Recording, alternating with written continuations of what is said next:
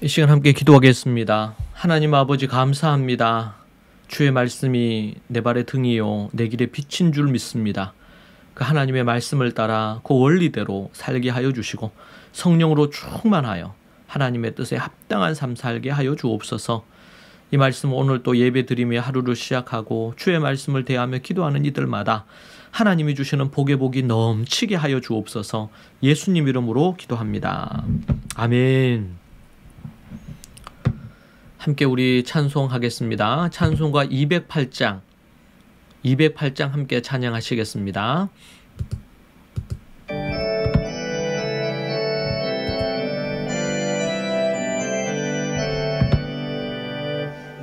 주의 나라와 주 계신 성전과 피 흘려 사신 교회를 늘 사랑합니다.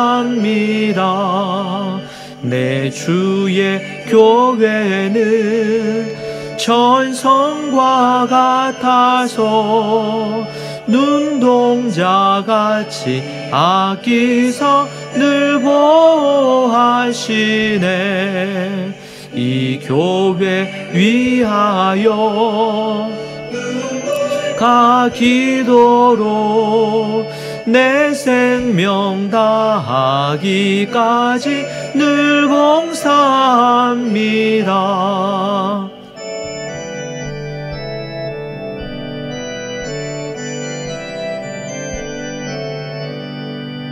성도의 교제와 교회의 위로와 구주와 맺은 언약을 늘 기뻐합니다. 하늘의 영광과 베푸신 은혜가 진리와 함께 영원히 시온에 넘치네. 아멘.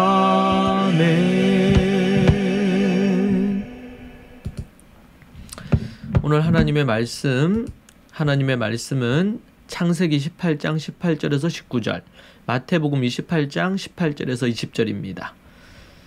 함께 말씀 보겠습니다. 창세기 18장 18절 19절부터 보겠습니다.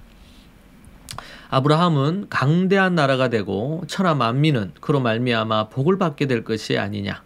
내가 그로 그 자식과 권속에게 명하여 여호와의 도를 지켜 의와 공도를 행하게 하려고 그를 택하였나니 이는 나 여호와가 아브라함에게 대하여 말한 일을 이루려 함이니라. 마태복음 28장 18절입니다.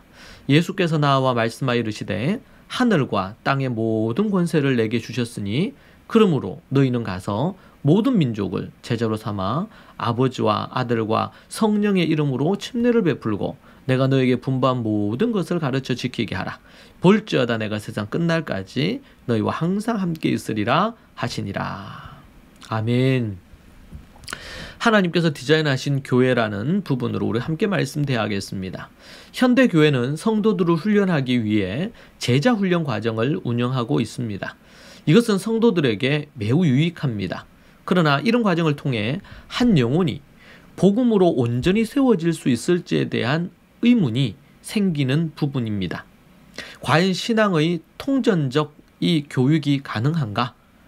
1세기의 가정학교 교회가 하나된 교육이 아닌 현대교회의 이 제자 훈련으로 과연 충분한가? 질문을 던지지 않을 수가 없습니다. 1세기 이스라엘 초대교회에서 가정과 학교, 교회는 삼위일체의 교육이 이루어졌습니다. 초대교회의 가정, 학교, 교회가 하나된 교육과 헬라적 사고에 입각한 지식교육 중심의 교육이 아닌 히브리적 사고에 입각한 삼위일체적 교육이 필요한 것이죠.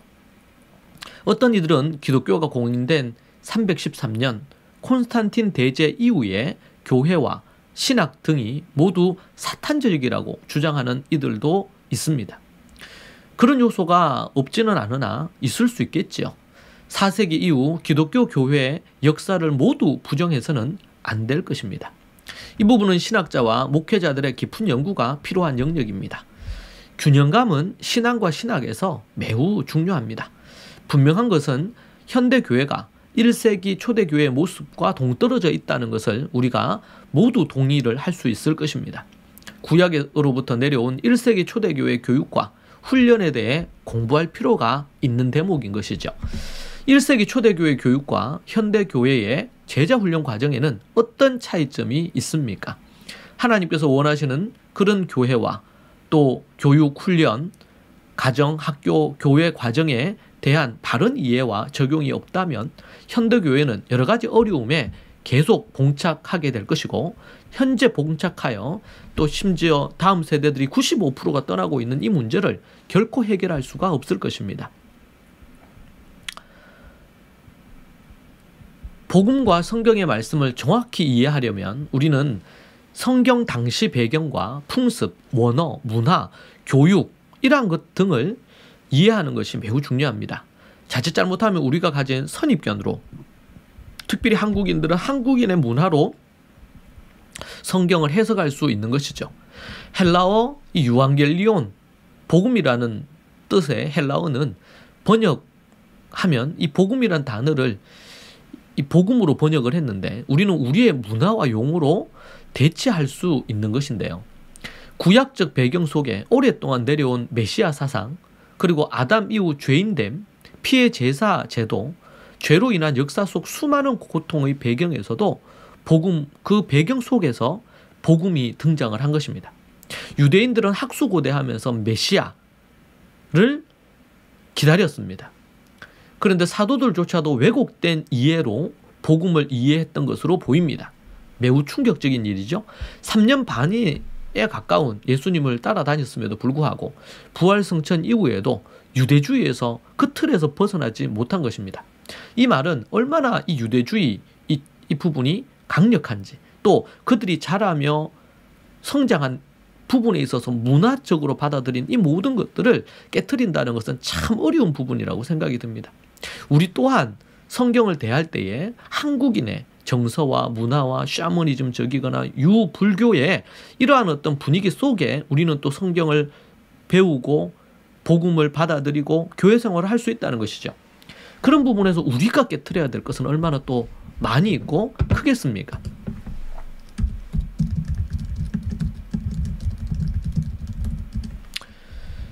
믿음이란 단어의 히브리어 아마는 헬라어로는 피스티스입니다.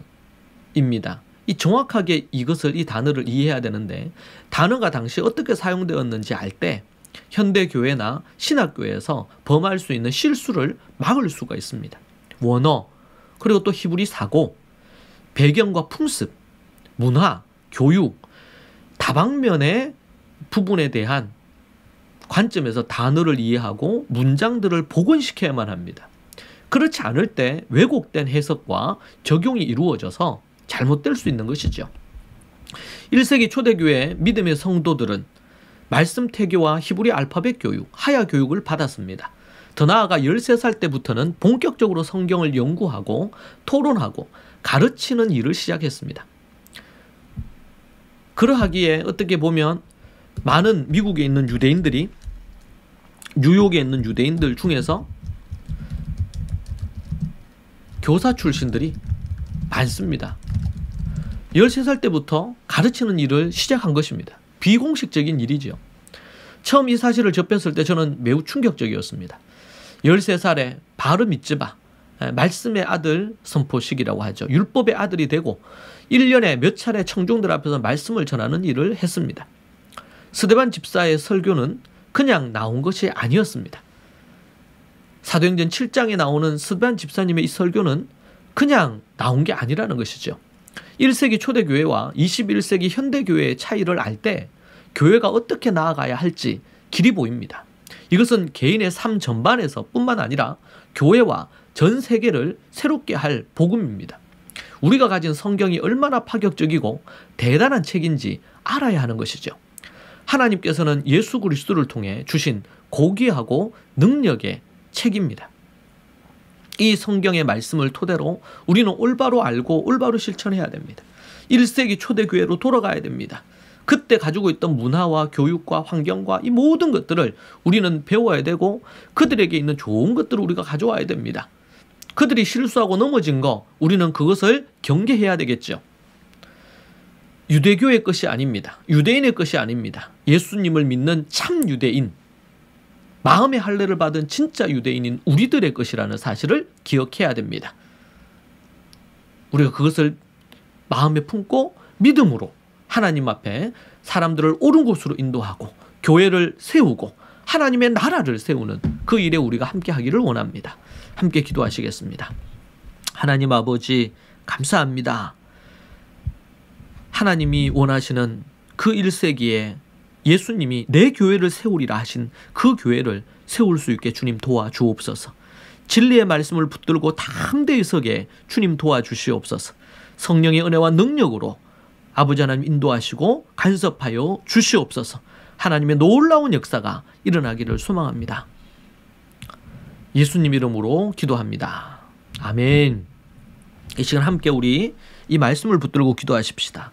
여러분, 이것이 우리 교회의 비전이요, 우리 개인의 비전이요, 하나님이 원하시는 이러한 교회, 가정, 학교를 세우는 것이 우리의 비전이 되어야 될 줄로 믿습니다. 함께 이 비전을 품고 이 세상을 하나님이 기뻐하는 토부한 세상으로 만드는 그 일에 우리가 헌신하는 기도를 올려드리기를 원합니다. 함께 기도하십시다. 주여, 주여, 주여. 하나님 아버지, 주님 붙들어 주시고 인도하여 주옵소서. 아버지 하나님, 이 말씀이 저를 뜨겁게 하고 저를 새롭게 하고 아버지 하나님 비전을 새롭게 하게 하시니 감사합니다. 하나님의 은혜와 능력 가운데 서고 담대히 주님 앞에 나아갈 수 있도록 도와주시고 인도하여 주시옵소서. 아버지 하나님 역사하여 주시옵소서.